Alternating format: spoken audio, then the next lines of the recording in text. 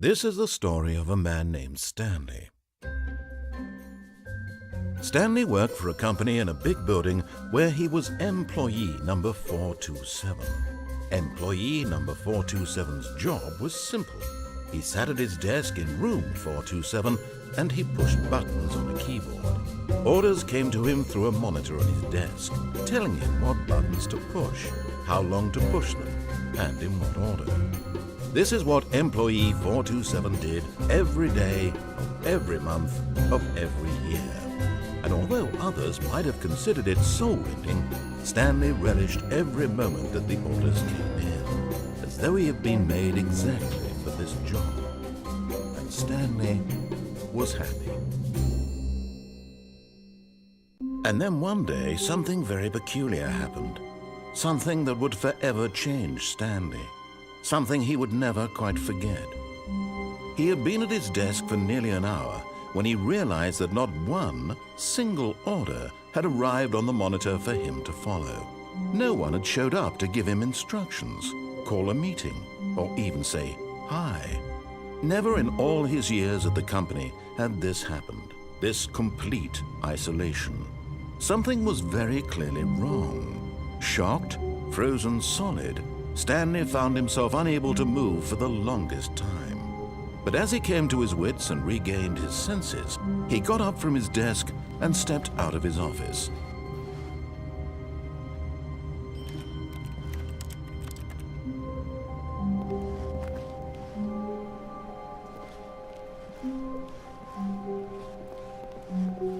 The meeting room, yes, that's where everyone would be. Stanley just needed to get to the meeting room, and from then on, he would never be alone ever again.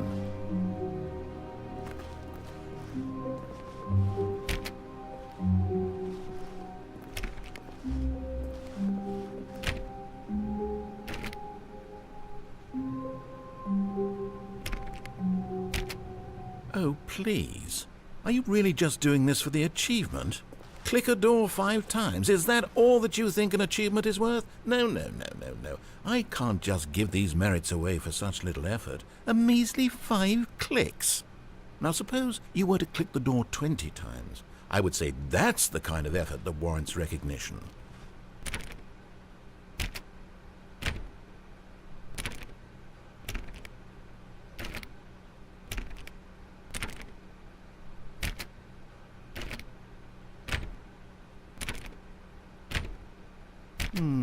I have to say, I'm still not feeling the satisfaction of witnessing true effort for a noble cause.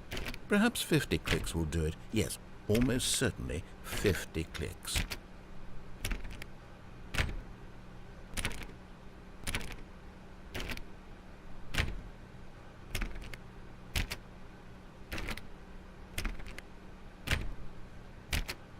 No, I'm still not feeling it. I want this achievement to have meant something. It has to be a true reward for valiant effort. I want to see some hustle, Stanley. I want to see commitment, a willingness to go all the way, no matter what the cost. Why don't you go put 20 clicks into door number 417?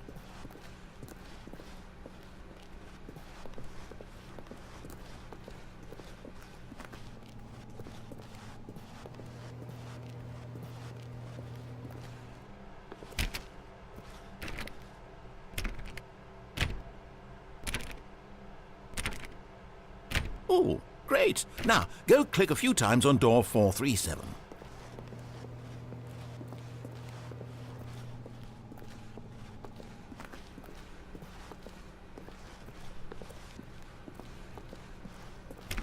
Excellent. I think we're getting somewhere. Now, door 415. Let's give it 10 clicks or so.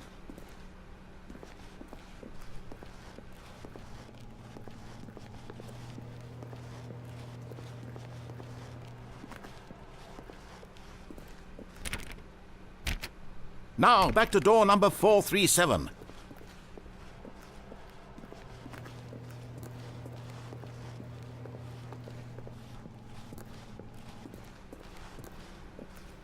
Let's see. How about you click on, well, I don't know, the copy machine? All right, back to room 417. I'm really feeling it now. I think we're getting somewhere. Okay, now go climb on employee 419's desk.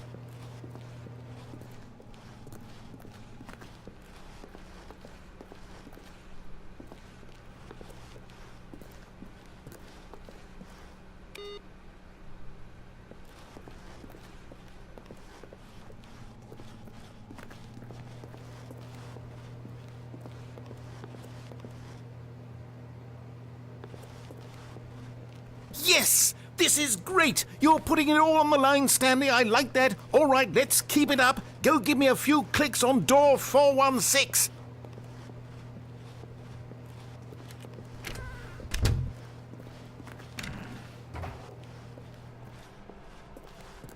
We've almost got it! Now the copy machine, do that one again!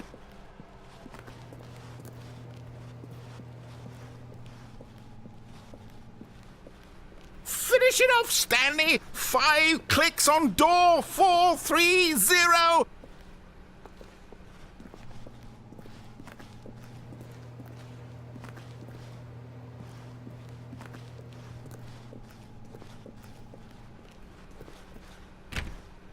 Yes! We did it! Oh, wow. That felt amazing.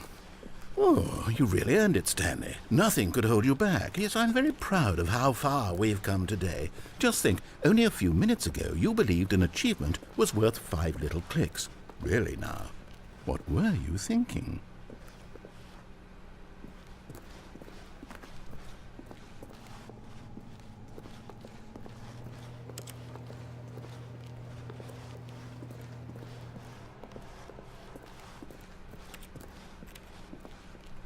When Stanley came to a set of 2 open doors, he entered the door on his left.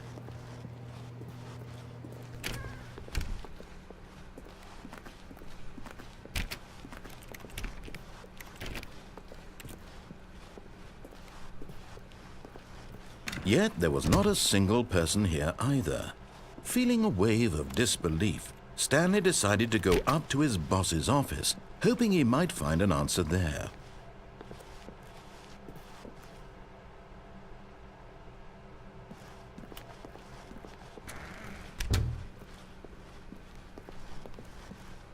Coming to a staircase, Stanley walked upstairs to his boss's office.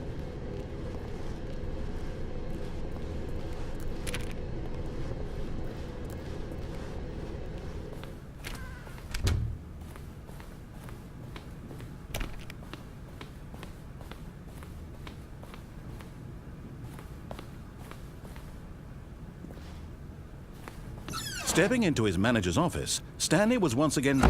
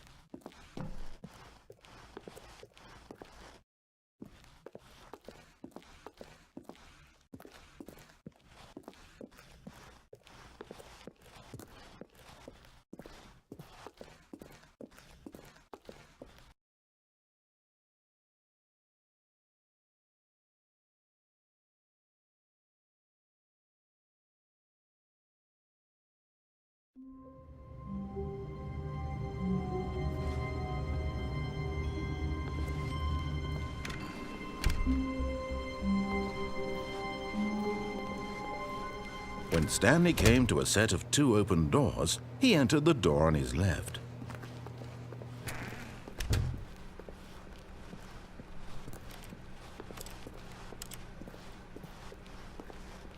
Yet there was not a single person here either. Feeling a wave of disbelief, Stanley decided to go up to his boss's office, hoping he might find an answer there. Coming to a staircase, Stanley walked upstairs to his boss's office.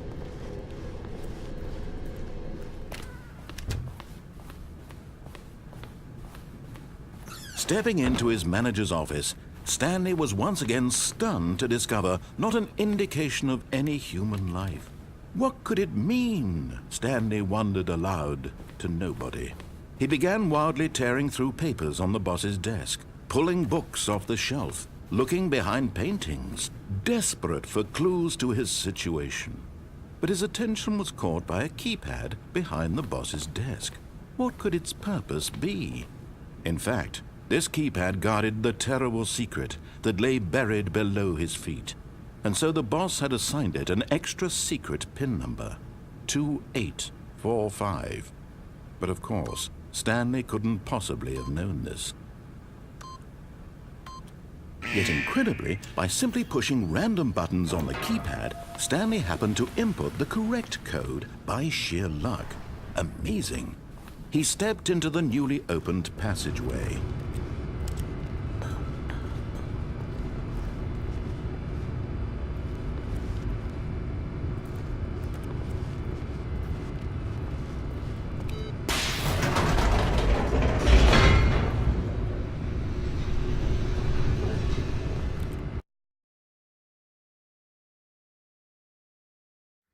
Descending deeper into the building, Stanley realized he felt a bit peculiar. It was a stirring of emotion in his chest, as though he felt more free to think for himself, to question the nature of his job. Why did he feel this now, when for years it had never occurred to him? This question would not go unanswered for long.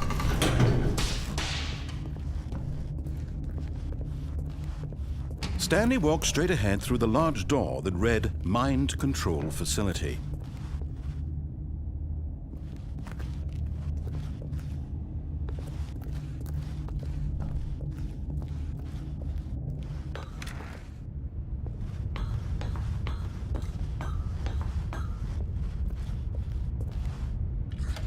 The lights rose on an enormous room packed with television screens.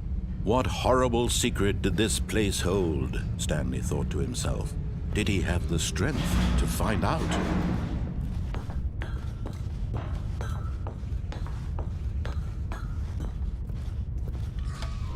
Now the monitors jumped to life, their true nature revealed. Each bore the number of an employee in the building, Stanley's co-workers. The lives of so many individuals reduced to images on a screen, and Stanley, one of them, eternally monitored in this place where freedom meant nothing.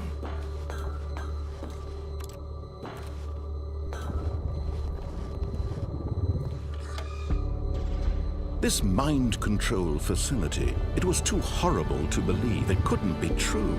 Had Stanley really been under someone's control all this time? Was this the only reason he was happy with his boring job? That his emotions had been manipulated to accept it blindly?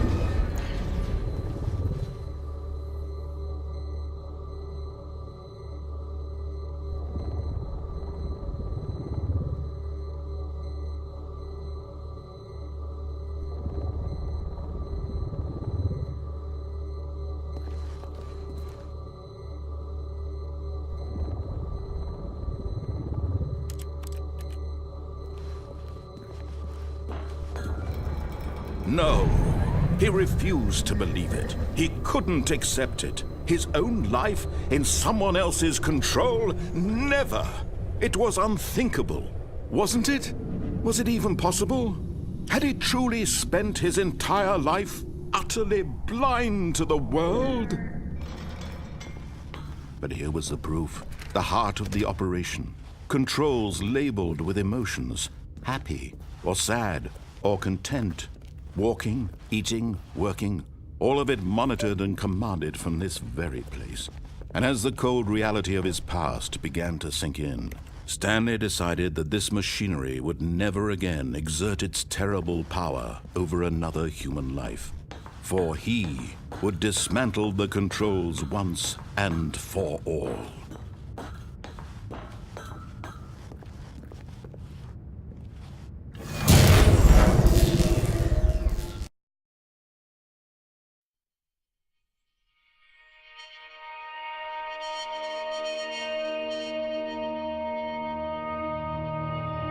Blackness and a rising chill of uncertainty. Was it over?